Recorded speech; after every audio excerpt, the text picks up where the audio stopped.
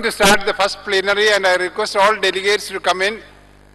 President of the International Sociological Association and former President of the Indian Sociological Society is going to chair this symposium, Sociology and the Crisis of Social Transformation in an International Perspective. That is the theme of the symposium, and Professor Oommen will chair this session, and Professor Michael Burawoy, President of the International Sociological Association, is going to deliver the keynote address, and he'll be the main speaker, and also we'll have Professor Sasanka, Perera, Professor Detlef, Breisen from the Department of History and Cultural Studies, Lindburg University is in Germany, and also we have Satoshi Ota and Staffan Lindburg. Professor Staffan Lindburg is from Professor of Sociology at Lund University, Sweden. So all the speakers are present here, and I request Professor T.K. Oommen to take over this session, and I welcome all the symposium speakers to this session. Thank you.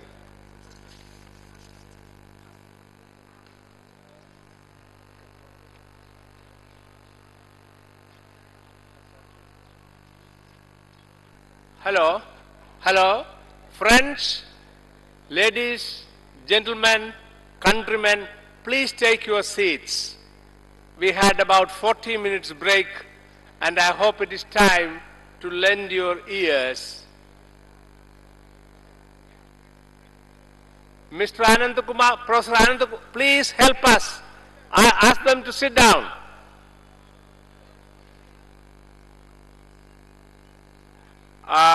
We will begin this session.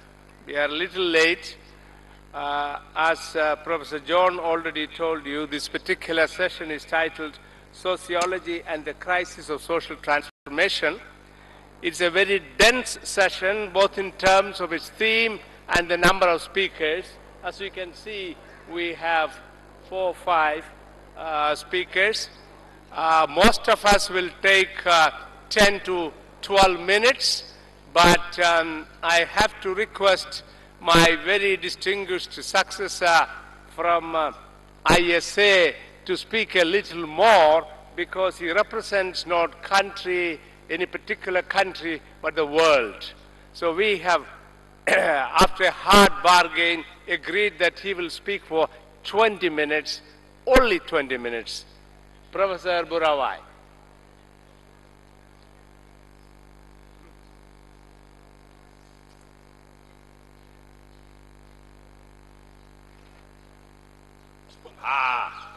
Don't panic, don't panic, don't panic, don't panic. Very good. This is a very wonderful event. I'm really honored and delighted to be here.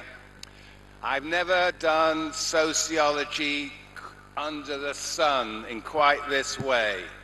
It is really a radiant sociology today, particularly after listening to the Vice President. He was really very well schooled and prepped in sociology. Yes, and I will actually be following many of his ideas. I am the president of the ISA, and as the president, I always give a little bit of propaganda at the beginning of my speeches. And I'd just like to tell you that the International Sociological Association, of which the Indian Sociological Society is a member, and many Indians or sociologists are also a member, is a very active organization all over the world. 150 countries are members, has lots of research committees, about 50 national associations. And many of you probably can't afford to come to those meetings in, in Gothenburg, Yokohama. And so what we have done, we've developed a whole digital world for young and medium-aged sociologists. Digital worlds involving a magazine newsletter called Global Dialogue, universities in crisis. Yes, even in India, universities apparently in crisis. Global sociology is a course. You can see all these things on the website of the International Sociological Association. And so I recommend you guys take a look. It's all It's all open access. It's really great to be here because we see these planes flying over. You know, they've come from all over the world, remind us that we are part of the world. I've actually asked all the pilots to turn off the engines as they come over so we can hear ourselves speak here. Okay, it's very difficult to talk to an audience that's so far away, and I'm not used to standing still. But anyway, I will nonetheless give you a little talk on the subject of the panel today, which is Sociology and the Crisis of Social Transformation. And actually, I want to do this by bringing you into touch with many of the social movements that exist in the world today. In fact, I was looking at the Hindustan Times this morning. Let me get it for you. Okay, I don't know how many people had time to look at the Hindustan Times this morning, but there, front page, Anna on fast. Government looks for stomach to fight back. Round 3, attacked by Hazari, PM calls Lokpal, all-party meeting on Wednesday. This is what? The anti-corruption movement. You know, one thing that India has exported to the world is social movements.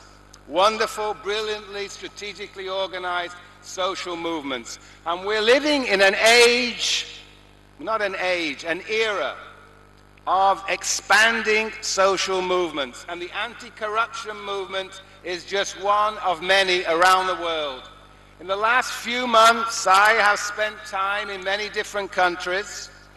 I was in Brazil, a country where no newcomer to social movements, labor movements, student movements. In Colombia, students on strike. I was in Slovenia, students protesting. In Ukraine, there was an Occupy movement, still is an Occupy movement. Then in the United States, in my home university, University of California, Berkeley, neighboring city, Occupy Oakland. In my own university, Occupy Cal. And we know in New York, Occupy Wall Street. We have in Spain, in Barcelona, Madrid, and other cities, the Indignados. There are movements all over the world.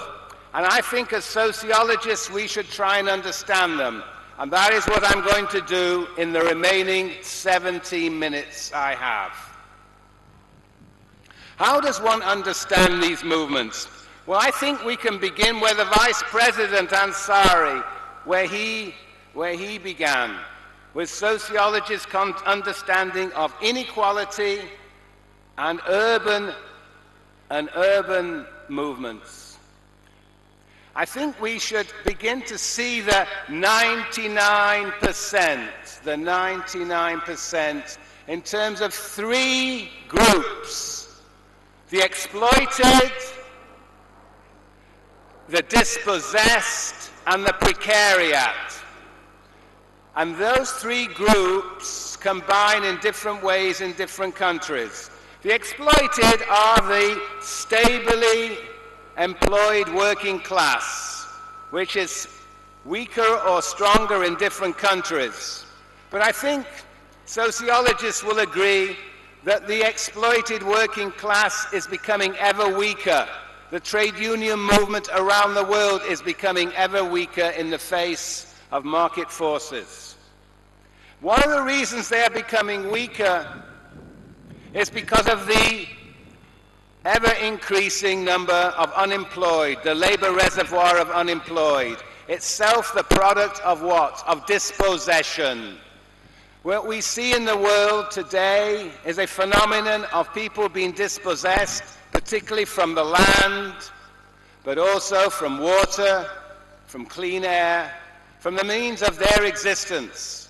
This is happening in China, in India, in Africa, in Latin America, but it is also happening in the United States and Europe. In the United States, for example, people are increasingly being dispossessed of their housing. And of course, this results in the phenomenon of homelessness. And the dispossession of people creates an ever bigger labor reservoir, which makes workers ever more vulnerable to capital.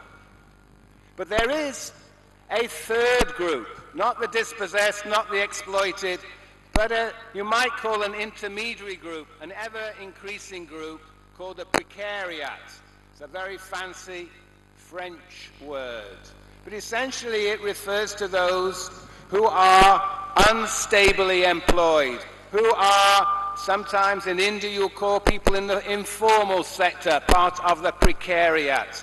They are people who are in a precarious existence. They are not immediately dispossessed, and they are not, in a sense, stably employed, but they are in temporary part-time jobs. This precariat moves from the working class into the middle classes, expands in all over the world. This precariat, I would suggest to you, is in fact the foundation of so many of the social movements in the world today. It is true there are social movements in this country around special economic zones, SEZs, amazing social movements around dams. So there are a lot of rural social movements, as there are in China, as there are in Latin America. But the latest wave of social movements, I believe, is increasingly dominant, gets ideas from the precariat, the Occupy movements. Where do all these movements come from? Including the exploited, the labor movement, the dispossessed movement, and the precariat. I think we have to think in terms, as speakers already have, in terms of what I call third wave marketization. You know, many sociologists thought that the world would never be so insane as to introduce another wave of market fundamentalism. But the world has introduced such a wave beginning in the 1970s. It has devastated labor through the commodification of labor, subject labor to unregulated exchange. Hence we get intensified exploitation. It has subject land, or more broadly nature, land, water, air, to commodification. What, after all, are the climate change negotiations about? They are about the commodification of air, the right to pollute air. Carbon trading is the mechanism. So that's the second. The commodification of nature has been all about dispossession. But perhaps the more significant for this last decade has been the commodification of money. Money. The role of finance capital, the creation of debt. You in India know a lot about money. You know, money lenders, merchant capital have indeed played a very significant role in India. But the idea of finance capital is playing an ever more important role all over the world. And indeed, one might say that the commodification of money, the generation of new forms of money, new forms of loans, has led to intensified indebtedness of individuals, of communities, of societies, of countries, of organizations of an international character. Finance capital is setting the framework in which the movements of the precariat are important. It sets the framework, but there is a fourth, what Polanyi would call fictitious commodity, and that is knowledge. The commodification of knowledge, in fact, is reshaping the world of universities. In so many parts of the world, universities are subject to hard budget constraints and privatization. This is happening all over the United States, all over Europe, in many places in Latin America. There are a few countries in which the state continues to pour money. And India is one such case. Brazil is another case. China is another case. And in fact, those countries have been relatively successful economically precisely because they have poured money into the university. But even in those countries, there are surreptitious forces of privatization, creating alongside the public university system, a private system. Anyway, I could talk at great length about universities in crisis, but all I want to say is that I feel that I anticipate that the commodification of the production of knowledge in universities, the consumption of knowledge in universities, i.e. by students through student fees, and the dissemination of knowledge through publishers, this is going to be the axis of struggle and is already the axis of struggle. My view is that the commodification of knowledge has created the precariat. The commodification of knowledge has meant that students seeking jobs require to have degrees. To get degrees, increasingly in many parts of the world, they go into debt. And in going into debt, they also at the same time find themselves without jobs. They get their degree, a necessary condition for a job, but not a sufficient one. They get their degree, they don't, however, necessarily find a job, and at the same time, they are heavily indebted.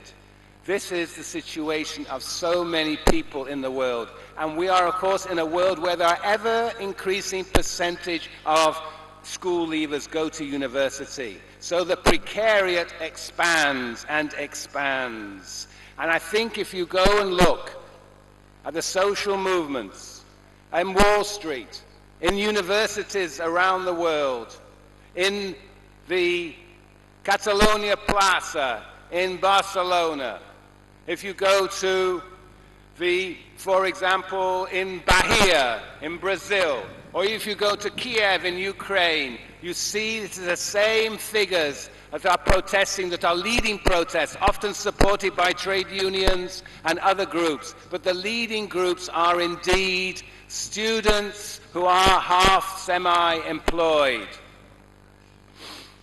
Yes. So that's my second point. My first point was to identify the three groups, the exploited, the precariat, and the dispossessed. My second point is that behind their re-articulation differently in different countries, you find the commodification of labor, nature, money, and knowledge. Now let me say, just in my closing comments, let me just say a few words about the character of these social movements themselves. What is distinctive about those movements? What is, I think, also distinctive about the anti-corruption movement in this country? It is the concern with issues of democracy.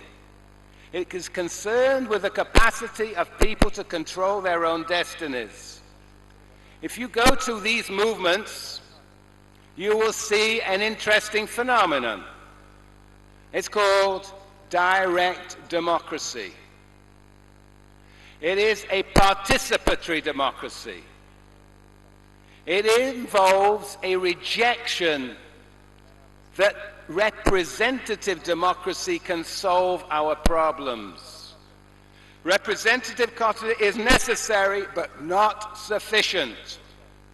That the groups of occupying movements, that they see that representative democracy, for example, in the United States, may deliver Obama as president, but Obama is absolutely impotent, it would seem, in the face of what? Finance capital. In fact, Obama's regime bails out finance capital, all the biggest banks. It is what they say, socialism for the rich. But socialism was actually meant to be for the poor.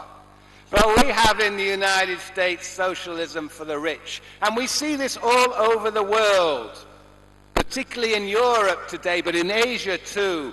The ways in which representative democracy does not in any way, does not in a fundamental way tackle the project of finance capital. a project that is, in a sense, to marketize the world and to intensify dispossession and exploitation and the precariat. So one feature then of the Occupy movements is to anticipate, to project and imagine an alternative direct democracy because of the lack of faith in representative democracy. But that direct democracy requires that there be an inclusiveness about its operation, hence the importance of physical spaces in the urban context. And that is indeed what we see in so many places in the world, including Delhi, is how social movements assemble in squares. 2 weeks ago, I was in Tahrir Square in Cairo. That is perhaps the emblematic, symbolic, emblematic square, the emblematic square where a Occupy movement has developed, continues to develop in the face of military assault. So these movements are brave, determined to occupy, control public spaces, spaces that are necessary for any representative democracy and any direct democracy. Most importantly, what is necessary for a participatory democracy, to allow people's inclusion. And it is a wondrous sight, and we could imagine it happening here today, of direct democracy, of general assemblies, of using the human mic. It is a whole new way in which the youth of today are talking to one another. And I think, as sociologists, we have an obligation to actually study these Occupy movements, to study these Occupy movements in their local context, in their national context, for all these Occupy movements have their own national agendas. You have an anti-corruption movement here in Tahrir Square. It is a movement against the military regime. In the United States, it's against finance capital and Wall Street. But they do share these features. So we have to be cognizant of the national character, but also, indeed, of the global character of this social movement. It is expanding into all places in the world, in the global south and in the global south. That is not to deny the inequalities between North and South, but it is nevertheless to recognize there are certain features in common, and the most basic one is the subjection of North and South to the dictates of a very fluid finance capital. And as I say, I think we as sociologists have to spend more time thinking about A, the character of the movements, B, what they are contesting, and C, the relationship between the commodification of labor, land, nature, finance, and knowledge. So that is my opening sort of keynote gambit to you to think about the new world today from the standpoint of these Occupy movements. Thank you very much.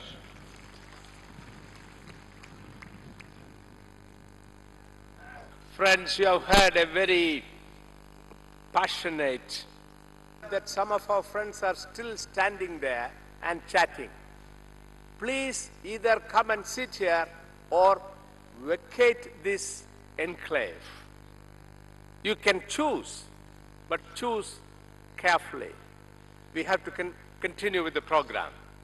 Professor Burawoy has told us about the power of movement, and he looked at social movement as a manifestation of the crisis and the role played by market fundamentalism, privatization of knowledge industry, and of course, the incessant exploitation of nature.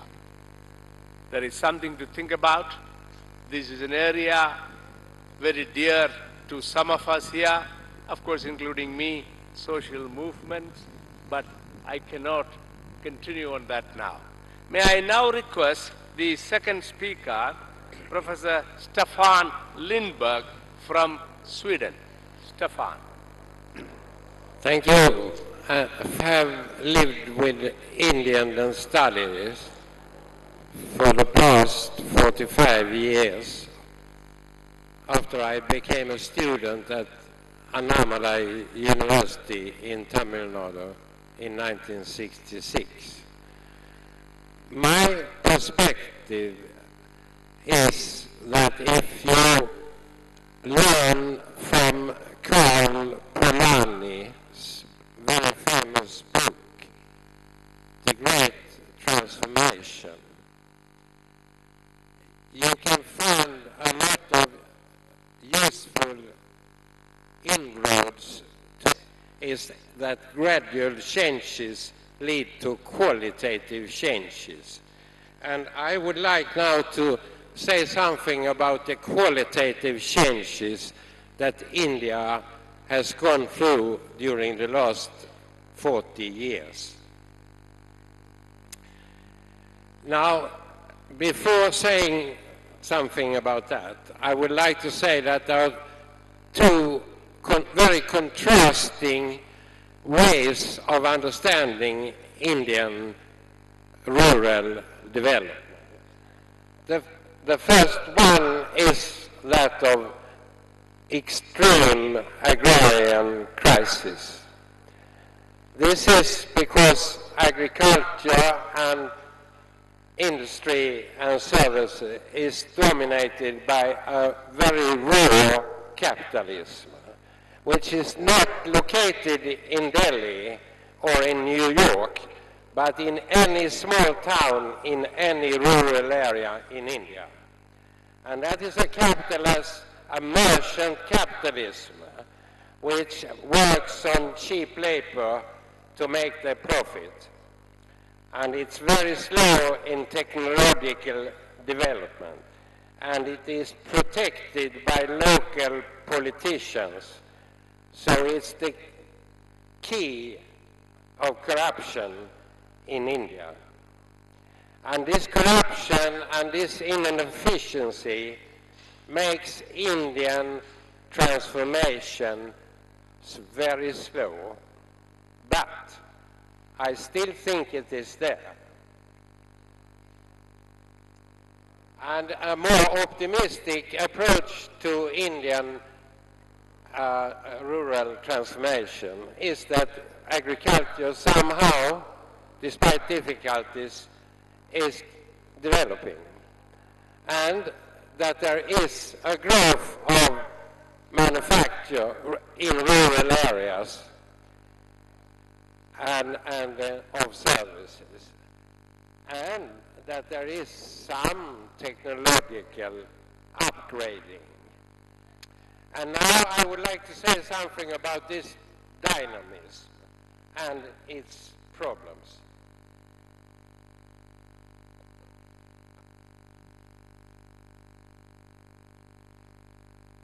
I think that something that everybody can notice is the tremendous mechanization of agriculture in the past 20 years, coming on top of the Green Revolution.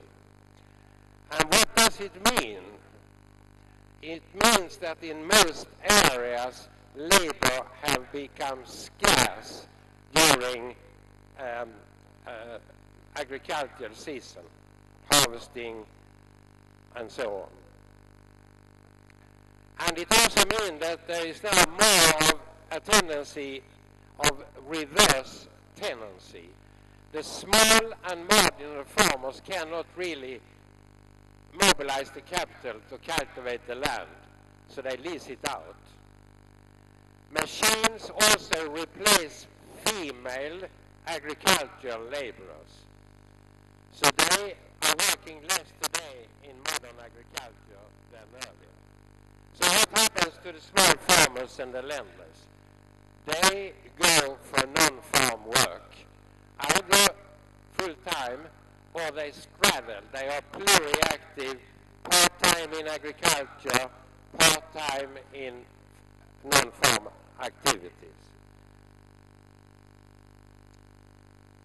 And it's very important that this is not urbanization. India is the country in the world that has one of the slowest rates of urbanization. only about 2%, maybe increasing little in recent times. But 72% still live in rural areas. And it's peculiar feature of the Indian industrial transformation in our times that it takes place in the rural areas. Towns coming up, big villages with new factories and service institutions, entrepreneurship. And from my own studies, I know that it's not just agriculture that is technologically upgraded. It's also small-scale industry. I have seen gem polishing in Tamil Nadu and the new machines being used now in the 2000s compared to the earlier hand-driven. I've seen it in the garment factories where women stitch cloth for the export market. They use modern electrical sewing machines. So there is a very important change. Today, more than 50% or around 50% of employment and income of rural people is from non-farm employment. And that makes everything very different from 25, 30 years ago, in terms of politics, in terms of many other things. And let me point out a few things about it. I think that one very significant feature is that there is an attempt by the Indian state to provide security nets for the poor. And I think this is the struggle to control local raw capitalism. It is to re-embed, in Polanyi's terms, capitalism. And this re-embedding is really the struggle globally and in India with special features. And I think that in some of the states I have visited, the local welfare state with the public distribution system is very, very important, just as vaccination programs. I think that women's empowerment today comes from 3 different sources. One is working in non-farm industry and services. 2 is participation in Panchayat Raj bodies. And the 3 is the functioning of self-help groups. So we have a number of forces driving changes in India: agriculture, green revolution, mechanization, industrialization, state building of infrastructure, state provision of social welfare. And we have the social movements. Anna Hazare, we have the farmers' movements, we have the labor movements, we have a number of very active movements. And all of this is, of course, to control capital, to regulate capital via the state and via the market, international competition, technological standards, international labor rights, etc. And by social movements in civil society. But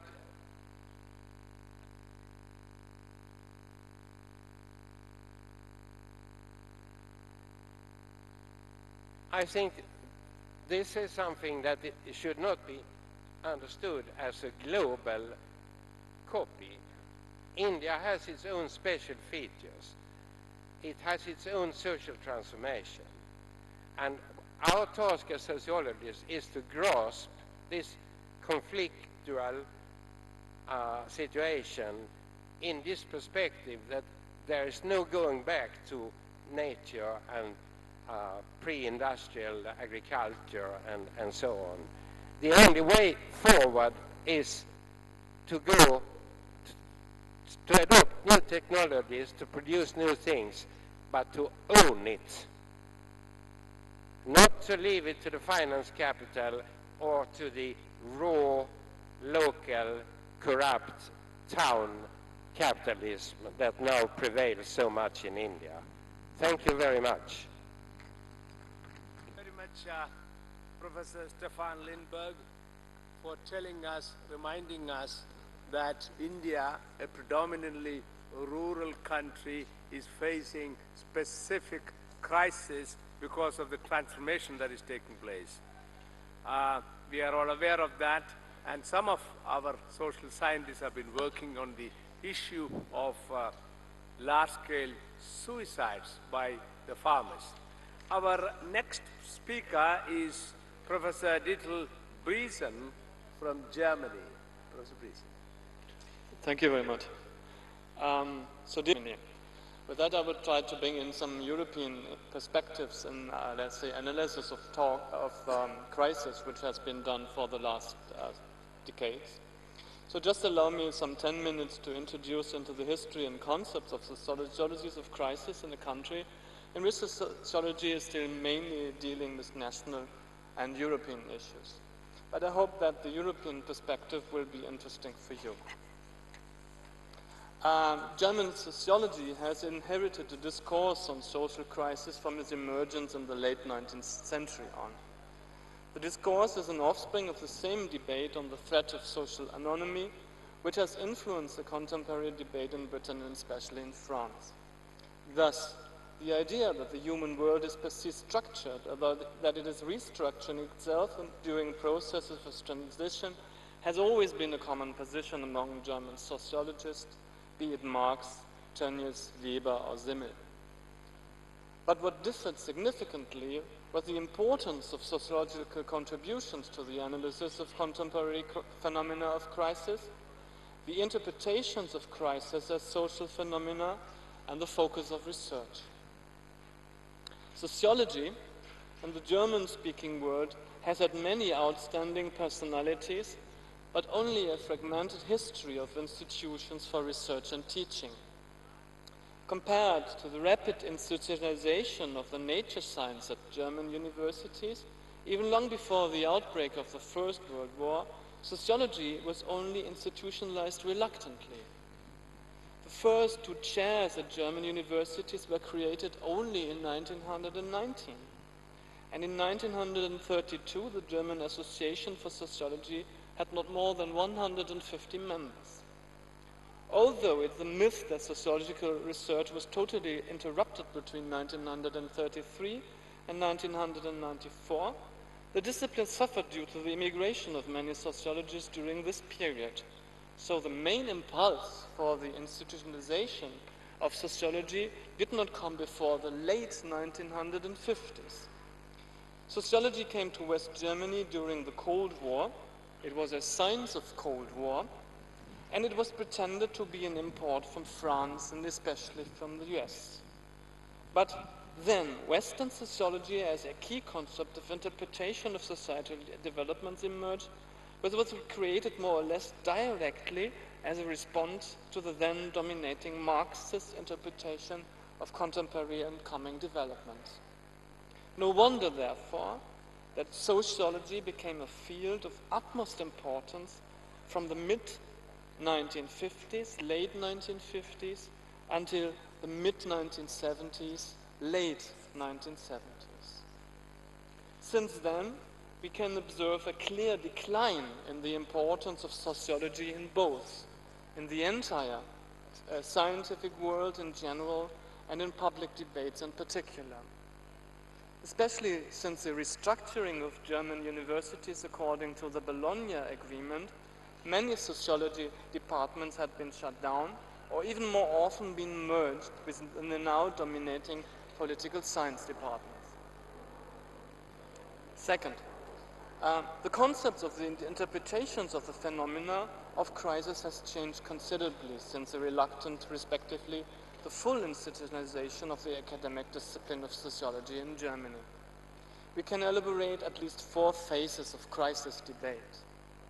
First, we have to mention that between the First and the Second World War, in the still then very fragmented science of sociology, formal and idealistic concepts were dominating.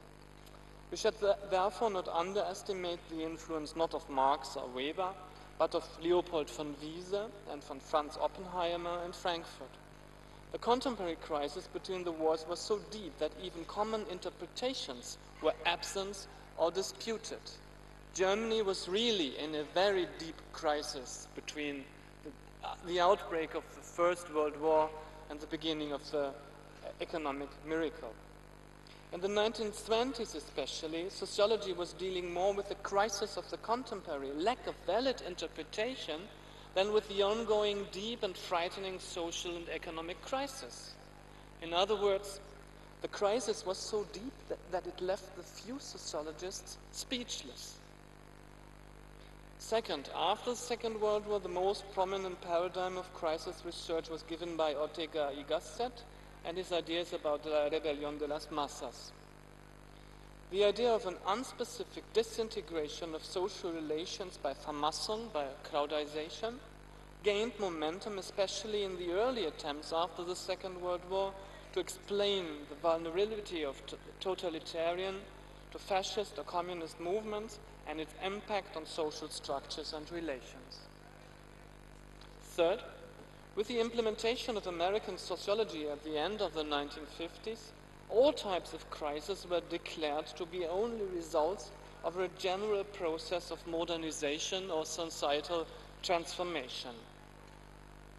This idea, so every crisis, how deep ever, was understood as manageable under specific conditions. This idea was prominent especially during the 2 decades between 1955 and 1975, during the deep transformation of the German society, when sociology emerged as the ultimate discipline of social and cultural studies with a high ranking on the public agenda.